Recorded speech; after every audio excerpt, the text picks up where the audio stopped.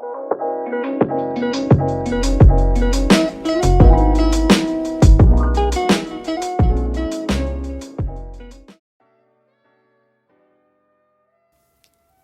everyone and welcome back to my channel. It has been a long time, as you guys probably know. I have not actually made a video since September. I can't believe I've done that, but I actually think I needed it because I have been extremely busy and overwhelmed with school as of recently. I'm a junior this year, so the work is really getting intense, and I'm also in the IB program at school. And for those of you that know, it is rigorous to say the least. But that's alright, I've just been trucking along. I have still been making my bullet journals, I just haven't been filming and editing videos because it does take quite a lot of time. And I found that on weekends, instead of spending time to make a video, I really just needed to relax, take care of my mental health and do nothing, honestly. And that's assuming I didn't have homework on the weekend, which I'm pretty sure I have homework almost every weekend. But anyway, I'll stop rambling and I will actually get into this month's theme. So for March, I chose kind of a symmetrical block lettering, and how I did that is I drew these little squares on the page and they were all symmetrical. And I sketched out all the letters within those squares. I don't know if that makes sense, and it's not perfect, but I never intend for it to be because that would just take way too much time, and I think it still looks good. I'm not a computer, so, as you can see on this last mountain layer, my Tombow has run out. The ink has dried up, which made me really sad, but luckily I had a Crayola Super Tip that matched the color. And then you'll see that down here I have my little penguin buddies. So this theme is like Arctic penguin. I was going to just do penguins, but I decided I wanted to add some more spice to it, and I figured I would draw some mountains. They're simple enough to do, but I think they really add to the overall aesthetic. And the thing for doing mountains like that is you just try to start with the lightest color at the back and then the darkest colors at the front. That's just how light works in the real world, so you can implement that by just doing light and dark colors in drawings, and it adds a nice bit of dimension so that it's not totally flat. These penguins are super easy. You essentially draw a little circle and a square on the bottom for the shape, and then you can decorate them as you would like.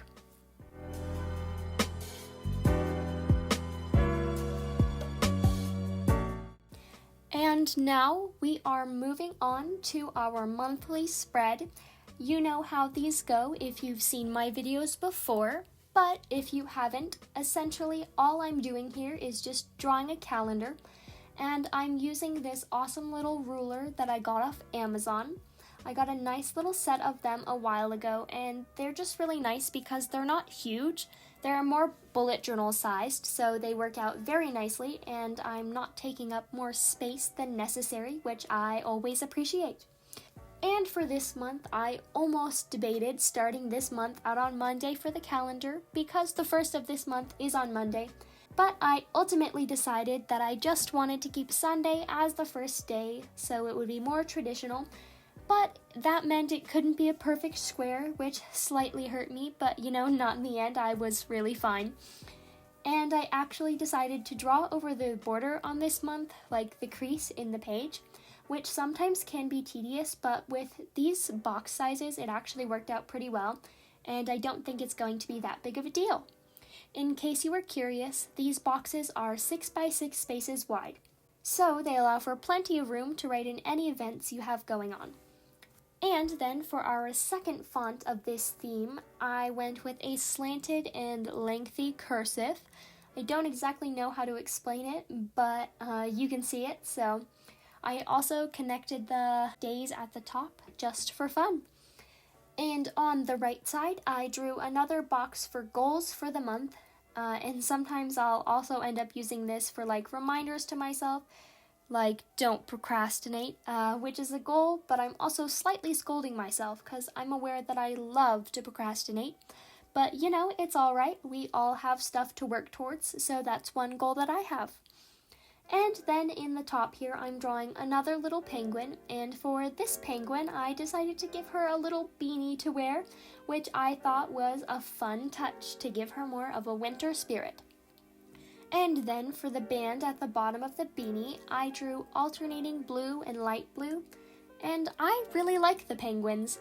They are really easy to draw, but I think they're super fun and not complicated. And they can also just be black and white if you want. I'm just adding some extra details for fun. And I still want to keep with the Arctic theme, so I'm also drawing a little mountain range at the bottom of the page here, just right in between the calendar and goals. I just thought it was a space that I wanted to fill, and I can't really draw a penguin there, so I figured I would draw some mountains in there. And I also like to use a ruler on the bottom to just make it really flat and straight, but that's just me being a perfectionist in one way or another. And then we're just going to go through and number all of the days. And one thing that I decided to do is put the numbers on the bottom because I don't like not being able to write at the top of the box for some reason.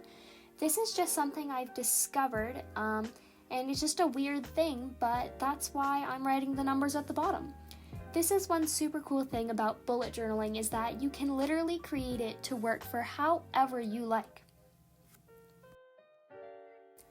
And now we are finally moving on to our weekly spread. This is a staple and a very important part of bullet journaling because this is where you actually get to plan out your days. So I write all of my homework here as a student, but you can also use it for a chore list or a work to-do list. If I need to clean my room or something, I'll also put that in there, but this spread is ultimately just very important and it's also pretty easy to do. I'm just drawing 7 boxes, and then each of these boxes is going to be one day of the week. It's pretty simple. I've done this spread a few times, and I really like this particular layout because I really feel like it gives me enough space horizontally and vertically. I don't feel like I'm wasting a bunch of space horizontally, which I feel like can happen a lot when my tasks are not long-winded, but I feel like it also gives me enough space vertically that I'm not squeezing anything in. I don't know, I just feel like it's the best of both worlds, but I've also been trying to come up with some new ideas for these spreads as of late to keep things from getting stale. So if you guys have any ideas, let me know down below in the comments. And while you're down there, if you like this video, I would appreciate a thumbs up, and if you want to see more stuff like this, then you can subscribe too, but no pressure. I'm just glad that you're here watching this video. Now, all those boxes are complete, and I did the symmetrical block lettering again for March, and we are drawing our final penguin of this setup. And I decided to keep this penguin nice and simple. Nothing too complicated, so this is a good example of what you can do if you just want to keep things easy if you're making this along with me at home. Now I'm drawing a bunch of little circles at the bottom of each day of the week, and then I will go ahead and write over the top of the circles for the number of the week. And here is our final flip through for March. Thank you guys so much for watching this video. I really appreciate you guys taking your time to watch this, and I hope you have a great day. I can't wait to see you in the next video, and don't forget to like, comment, and subscribe if you want to see more content like this.